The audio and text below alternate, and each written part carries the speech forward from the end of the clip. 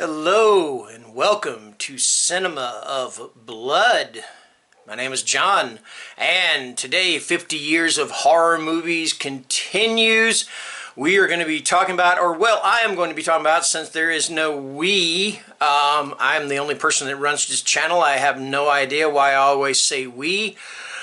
Anyway, I am going to be talking about 5 spooky, scary, frightening, all that jazz movies from the year 1997. So without further ado, let's get underway. Alright, so the first one I'm going to be talking about is a little bit of animal horror, nature horror, whatever you want to call it. It's horrible. Anaconda. Alright.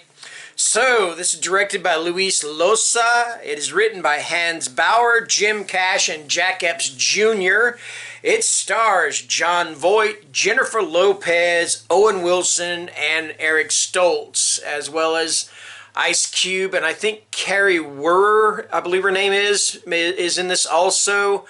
So, the title of the movie is kind of a giveaway about what it is about. It is about a group of explorers, researchers, whatever you want to call them. They're going up the, I think the Amazon. I really don't know the location of this movie, but I think it's the Amazon. And they are kind of taken hostage, so to speak, by Jon Voight's character, who, in the annals of over-the-top, overacting, I swear, I think he should be given, for this role alone, Jon Voight should be given a Lifetime Achievement Over Actors Award. That's how much he overacts in this movie. It is so over the top. And he has got this accent that is just, you have to hear it to believe it. But anyway, they come across the titular character of this huge, I mean, we're talking about huge freaking anaconda. You know, and so now they got to figure out a way how they're going to get away from this anaconda or kill this anaconda or whatever they're going to do to this anaconda, you know. And, God, I swear, I've seen this movie one time. It is so, so bad. I mean, it is just one of the absolute worst movies I think I've ever seen in my life. But, you know, it is what it is. And, you know, I said, well, you know what, why not talk about it a little bit? I mean, there's just so many things in the movie that were so just ridiculous. You know, not just Voight's accent, but also the fact that in several of the scenes, the snake seems to be able to hear people sneaking up on him. And some people go, well, that's just because he feels the vibrations. I'm like, they're not walking that. It's not like they're stamping their feet. You know, snakes are deaf. They're not going to hear you. So I don't buy that. Anyway, it's just like I don't buy the whole Independence Day uploading a virus to the alien ship. Really? Okay. All right. All right. Anyway, that is Anaconda. And one good thing about this for Eric Stoltz is, like, Eric Stoltz, and I'm not going to spoil anything really, he gets knocked out early in this movie, and he misses the whole movie. You know, I swear he must have written into his contract after read the script, just like, knock me out, okay? I don't want to do, just knock me out, all right? There we go. All right, next up, we've got Cube. And it's directed by Vincenzo Natali. It's written by Andre Bichelik, Vincenzo Natali, and Graham Manson. It stars Nicole DeBoer, I don't know how to pronounce that, Maurice Dean Witt, and David Hewlett.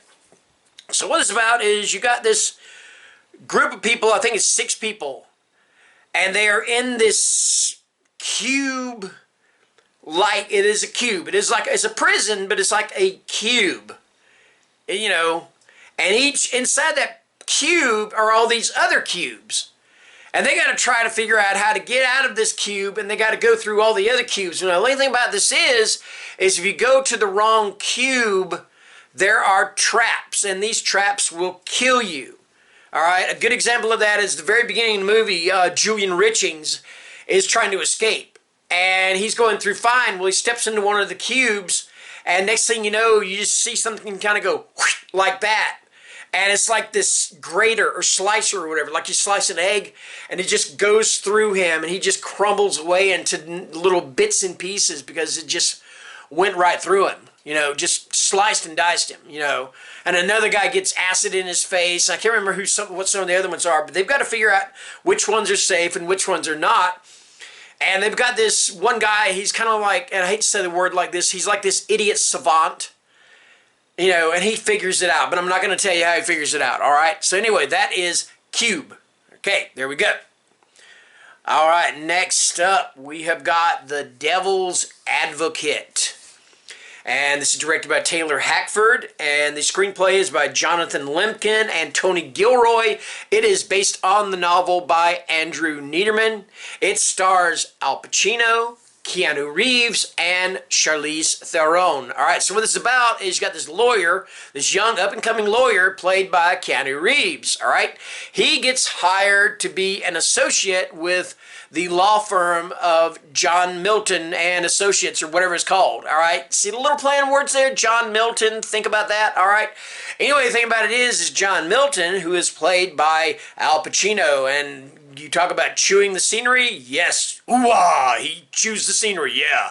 All right, anyway, thing about it is that Al Pacino, he just might be the devil, okay?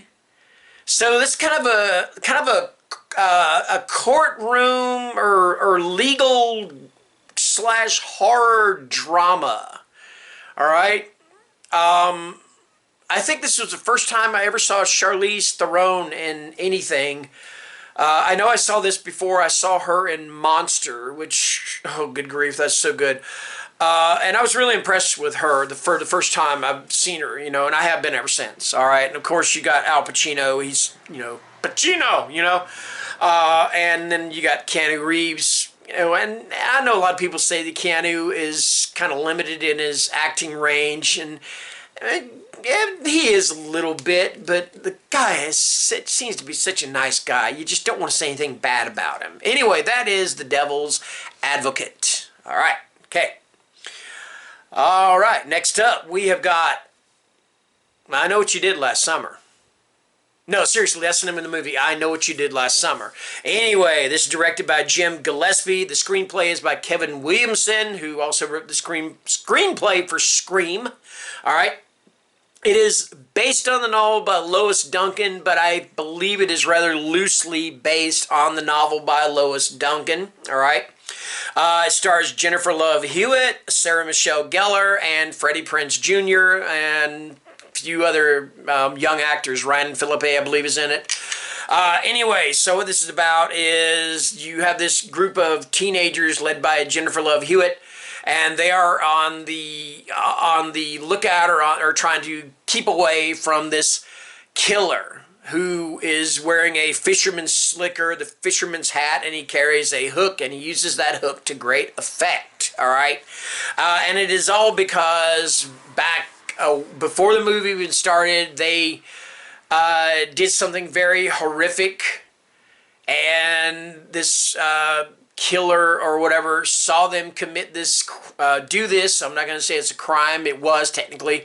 And now he is going after them with a vengeance. So yes, that is I Know What You Did Last Summer. And then there was a sequel to that, I Still Know What You Did Last Summer. And then another one called I Will Always, or I Always Will Know, or I Will Always Know What You Did Last Summer.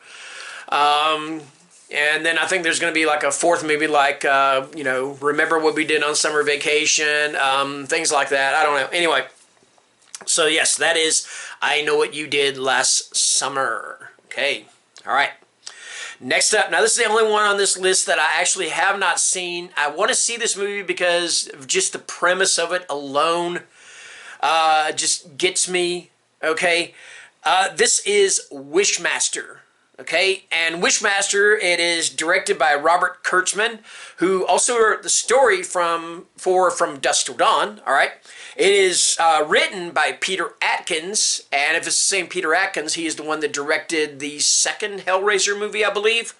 It stars Tammy Lauren and Andrew Divoff. Now, the thing about this is there are also several appearances by a lot of horror movie icons, including Robert Englund, Freddy Krueger, Kane Hodder, Jason, and Tony Todd, Candyman, who they all make appearances not as those characters, but they make appearances throughout this movie. What it's about is about a jinn, or genie if you want to call it that, who is trapped in this fire amulet, and then it is released from this fire amulet in modern times, and it kind of sounds like Warlock a little bit, but anyway, it wants to basically start or resurrect an army of jinns, like gin and tonic and gin rummy, and I'm sorry, that was just bad. Anyway, that's what he wants to do. He wants to resurrect an army of jinns to take over the world, all right? And the thing about it is that if you wish for something, you're going to get what you wish for, but you're not going to get it the way you wished for it, all right? So, yeah, that's the premise of this whole thing. Like, I think there's one scene, I don't know if it was this one, but I saw one part of it, and the guy says, he wishes he could walk through these prison bars, so it could be free, and the genie just makes him, literally do that, all right? So there you go. All right, that is Wishmaster. Okay, so that is it for 5 spooky, scary, frightening movies from the year 1997. Until next time, take care and stay scared. Bye-bye.